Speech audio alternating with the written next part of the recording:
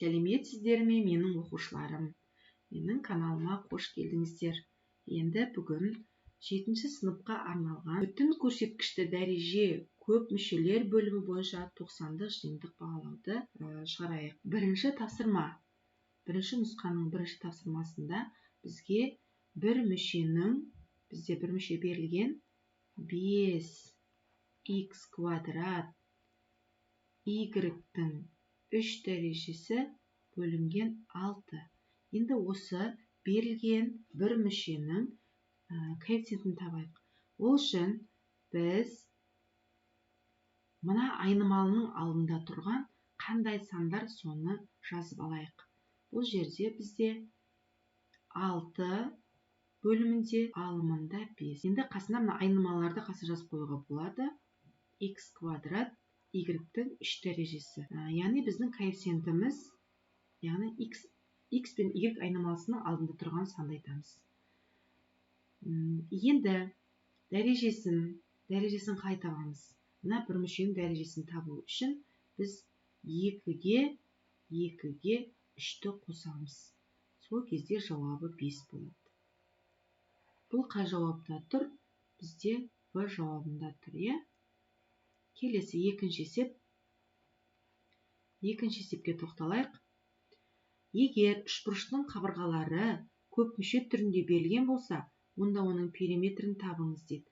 Бізде әрбір қабырғасы, үш түрлі үшбұрыштың суретін салып қояйық. А, В, С. Енді бұл жерде біздің есепте А деген санымыз 3х y квадрат болып тұр. Ал В деген көп мүшеміз 2х y квадрат плюс 7х минус 2y. Ал С көп мүшеміз 2х y квадрат плюс 3х-ға тең екен. Бір тексеріп алайық.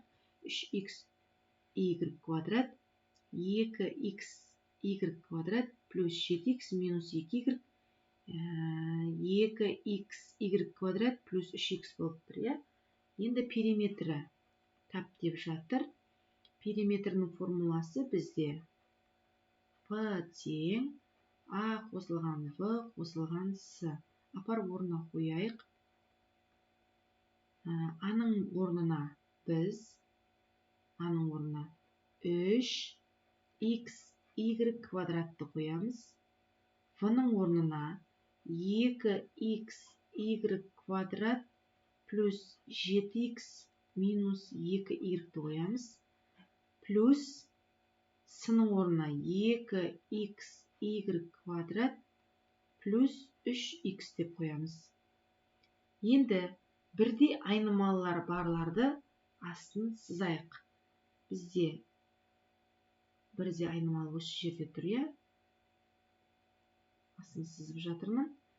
Сонда қанша болады? 3-ке 2-ні қосамын 5 болады. 5-ке 2-ні қосамын 7 болады. 7х y квадрат деп жазамыз. Енді бізде тағы да бірдей айнымалылар бар ма? Бар. Бұның асты ерек қояйық. Осы ерек болып тұрғандарды қосамыз. 7х-тің алды плюс болып тұр, 3х-тің алды плюс болып тұр. Онда 2 қосылады да 10х болады. Енді бізде не қалып қойды? 2y-тің ғана қалып тұр өзі ғана. Онда өзін ғана жазамыз. Алдында таңбасымен қосып жазамыз. Минус 2y болды.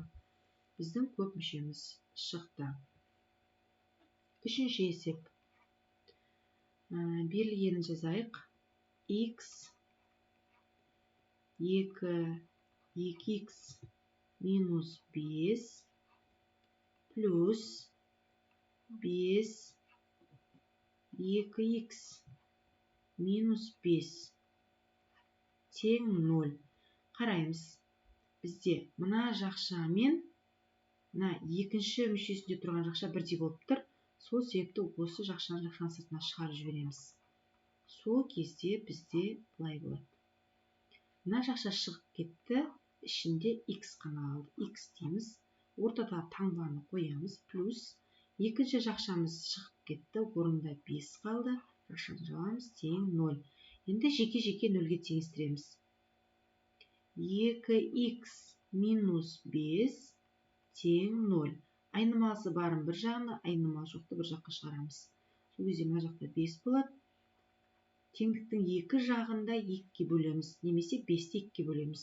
5-ті 2-ге бөлетін болсақ, 2,5 болады. Бірінші түбіріміз шықты. Енді екінші түбіріміз мынау болады. Осыны 0-ге теңестіреміз.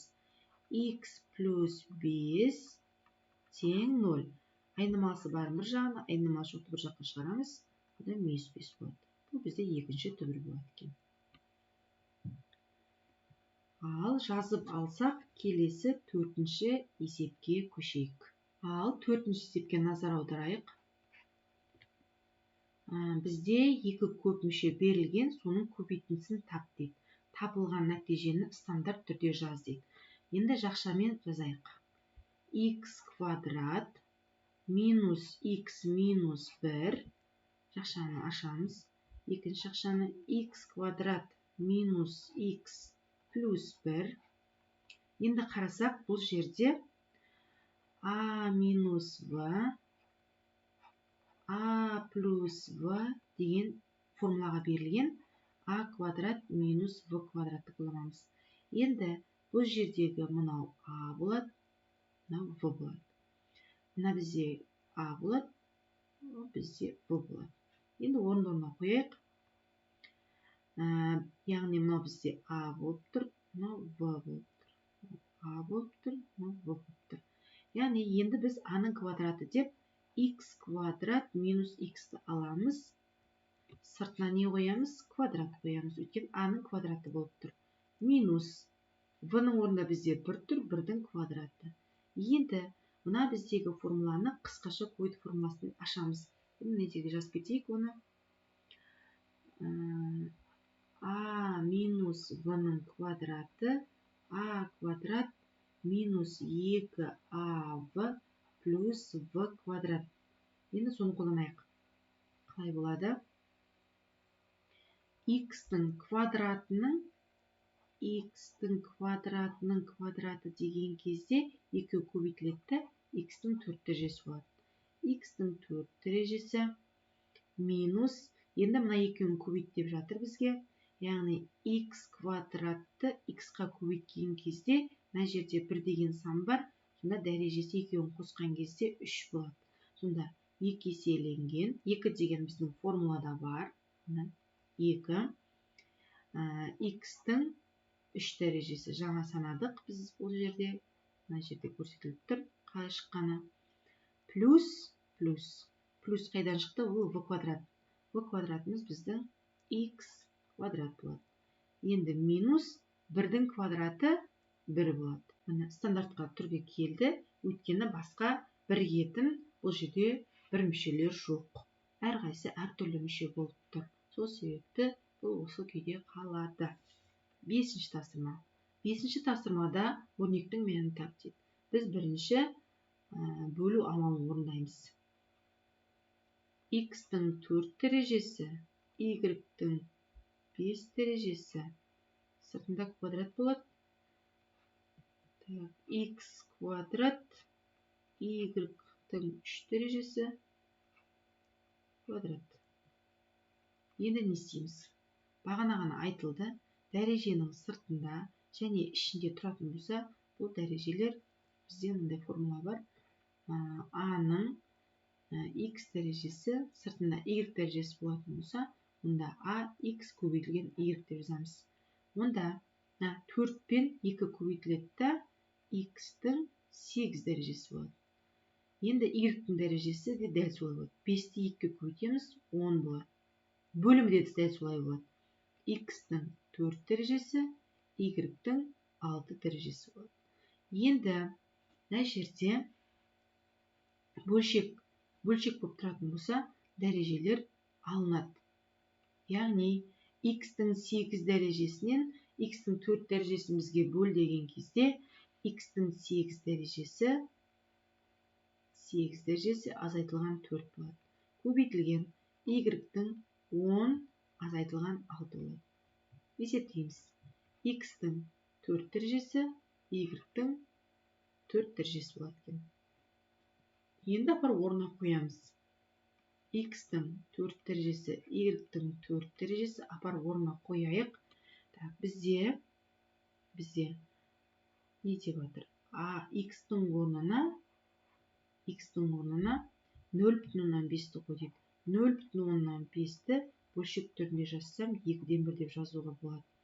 Сонда минус 2-ден 1-дің